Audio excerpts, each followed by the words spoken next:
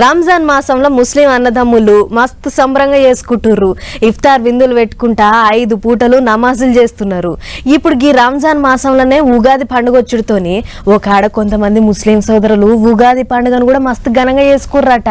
అది ఎక్కడో ఒకసారి చూద్దాం పారి. రంజాన్ మాసంలో ముస్లిం అన్నదమ్ములంతా 5 పూటలు నమాజ్ చేస్తుంటారు, అల్లాను గొలుసుకుంటుంటారు. దేశం అంతా ఇట్టనే ఉంటది గాని ఇదే మాసంలో వచ్చేటి ఉగాది పండుగను కూడా జరుపుకుంటుంటారు కడప జిల్లాలో ఉండేటి ముస్లిం అక్క చెల్లెళ్ళు అన్నదమ్ములు. అవు పరేషాన్ అయ్యే పనేం లేదు, కంగారు పడాల్సిందేం లేదు. మీరు ఇంటున్న ముచ్చట చూస్తున్న ముచ్చట 2 వాజీబే. తిరుమల తొలి గడప కడప జిల్లాలున్న ఎంకన్న స్వామిని గొలుస్తుంటారు అక్కడి ముస్లింలు. ప్రతేడు ఇట్టనే ఉగాది పండుగ నాడొచ్చి పూజలు చేసి మొక్కులు పెట్టుకుంటారట.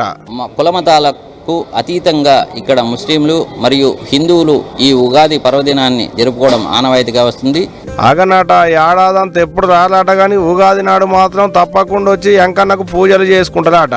అంతేకాదు ఎంకన్నకు వండేటి నైవేద్యానికి అవసరం అయ్యేటి బియ్యం, కందిపప్పు, చింతపండు వంటి అయ్యవార్లకు ఇస్తారట. బీబీ నాంచారమ్మ ముస్లింల ఇంటి ఆడిబిడ్డ అనుకుంటారట.